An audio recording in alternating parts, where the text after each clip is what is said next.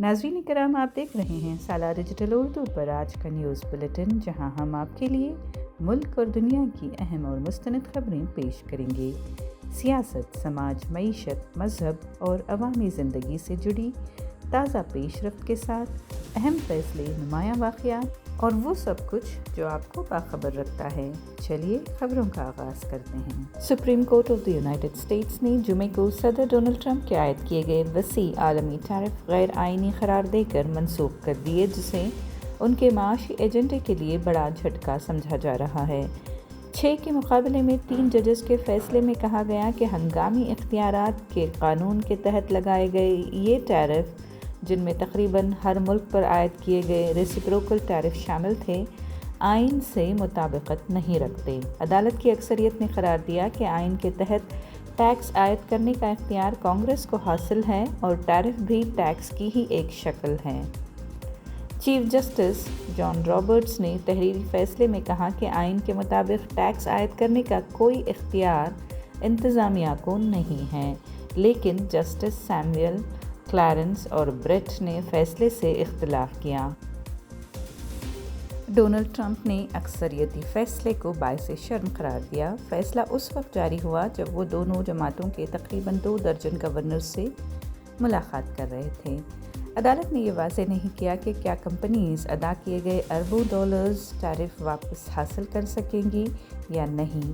मुताद्दिद companies, जिनमें गोदामों की मारूफ चेन कॉस्टको भी शामिल है, ने निचली अदालत में रकम की वापसी के लिए दरख्वास्तें दायर करने की तैयारी भी शुरू कर दी है। जस्टिस कावाने ने नोट किया कि रकम की वापसी का अमल पेचीदा हो सकता है। फैसले के बाद डोनाल्ड ट्रंप ने अदालत के फैसले को मायूस कुन करार देते हुए उस पर तनकीद की। उन्होंने इंदिया दिया है कि वो दीगर कानूनी रास्तों से दोबारा महसूलात नाफिज करने की कोशिश करेंगे।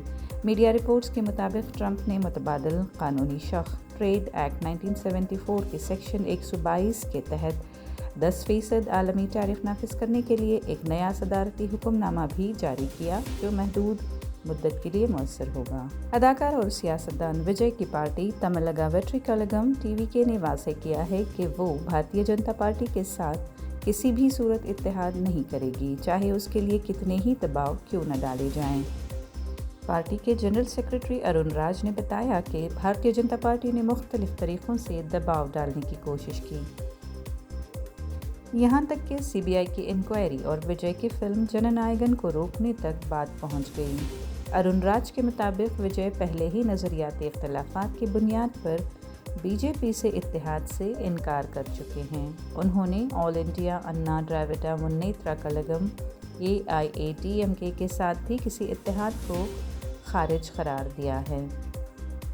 याद रहे कि विजय 21 जनवरी को दिल्ली में सीबीआई के सामने पेश हुए थे, जहां उनसे करूर स्टैम्पेड सानहे के सिलसिले में पूछताछ की गई थी। इस मामले में 41 अफराद हलाक और मुतअद्दिद ज़ख्मी हो गए थे। महाबलीपुरम में पार्टी इजलास के दौरान विजय ने फ़िरक़ावाराना ताकतों से किसी भी इत्तेहाद को मुस्तरद करने का इरादा किया, जिसे मुबस्सिरीन बीजेपी की तरफ इशारा करार दे रहे हैं। दूसरी जानिब DMK ने DMDK के साथ इत्तेहाद किया है। अरुण राज का दावा है कि ये फैसला TVK की बढ़ती मकबूलियत के सबब किया गया है। तमिलनाडु में इस साल असम्बली इंतखाबात मुतवक्को है, जहां असल मुकाबला DMK और AIADMK के दरमियान होने की तवक्को है।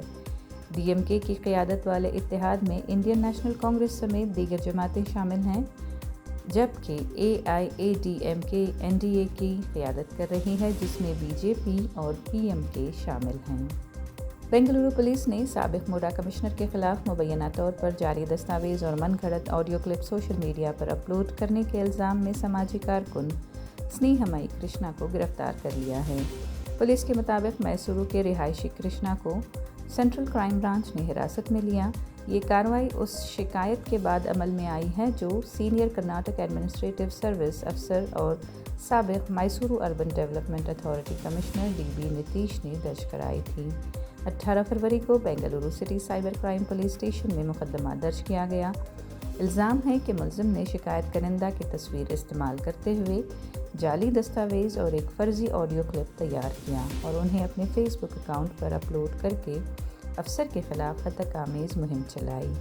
बेंगलुरु के पुलिस कमिश्नर सीमंत कुमार सिंह के दफ्तर से जारी बयान में कहा गया है कि तहकीकात के दौरान शिकायत करनिंदा और सोशल मीडिया प्लेटफॉर्म से शवाहिद इकट्ठे किए गए और फेसबुक पर अपलोड की गई ऑडियो का फोरेंसिक जायज़ा लिया गया। अदालत के सर्च वारंट की बुनियाद पर पुलिस ने मुलजिम की रिहाइशगाह पर तलाशी ली और मुतल्लिका दस्तावेज़ जब्त किए। पुलिस का कहना है कि कृष्णा को पहले नोटिस जारी किया गया था और अब उन्हें पूछताछ के लिए हिरासत में लिया गया है। सुप्रीम कोर्ट ऑफ इंडिया ने जुमे को मगरबी बंगाल में इंतखाबी फहरिस्तों की मुतनाज़ा खुसूसी जामे नज़रसानी के सिलसिले में इलेक्शन कमीशन की मदद के लिए हाजिर सर्विस और साबिक ज़िला जजों की तकर्रुरी का हुक्म दिया है। चीफ जस्टिस सूर्यकांत की सरबराही में जस्टिस जॉय माल्या बागची और जस्टिस विपुल एम पंचोली की बेंच ने इलेक्शन कमीशन और तृणमूल कांग्रेस हुकूमत के दरमियान इल्ज़ाम तराशी और एतमाद के फ़क़दान पर सख्त बरहमी ज़ाहिर की है। अदालत के हुक्म के मुताबिक अदालती अफसरान उन वोटर्स के दावों और एतराज़ात की जांच करेंगे जिनके इंदराज में बड़े बड़े फ़र्क पाए गए हैं। अदालत ने Sujay Paul, chief justice Calcutta high court को हिदायत दी कि वो अदालती अफसरान की खिदमात फराहम करें और साबिक़ जजेस की निशानदही करें। तरीक़ेकार तय करने के लिए chief secretary, DGP, election commission हुक्काम और रियासती कानूनी नुमाइंदों की मीटिंग हफ्ते को तलब की गई है। रियासती हुकूमत के एतराज़ात मुस्तरद करते हुए अदालत ने इलेक्शन कमीशन ऑफ इंडिया को 28 फरवरी तक हतमी वोटर फहरिस्त शाया करने की इजाज़त दे दी। बाद में ज़िमनी फहरिस्तें जारी की जा सकेंगी।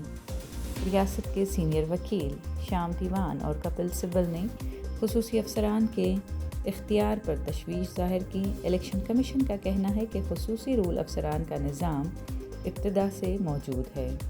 अदालत ने खबरदार किया है कि अदम ताउन की सूरत में दीगर रियासतों से अदालती अफसरान तैनात किए जा सकते हैं। ज़िला कलेक्टर्स और सुपरिटेंडेंट्स ऑफ पुलिस को लॉजिस्टिक सपोर्ट और सिक्योरिटी फराहम करने की हिदायत भी दी गई है। इंडियन रेलवेज बेंगलुरु और गोवा के दरमियान नई वंदे भारत एक्सप्रेस ट्रेन चलाने की तैयारी कर रहा है, जिसके तहत दोनों शहरों के दरमियान सफ़र तकरीबन 13 घंटों में मुकम्मल किया जा सकेगा।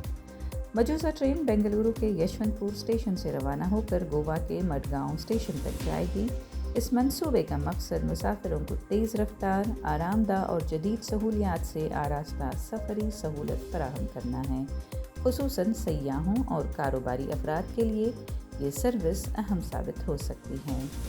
रिपोर्ट्स के मुताबिक ट्रेन सुबह के वक्त बेंगलुरु से रवाना होकर शाम तक गोवा पहुंचेगी और वापसी में सुबह गोवा से रवाना होकर शाम तक बेंगलुरु पहुंचने का शेड्यूल मुतवक्को है। इस तरह मुसाफिरों को एक ही दिन में बराह रास्त आमद-ओ-रफ्त की सहूलियत दस्तयाब होगी।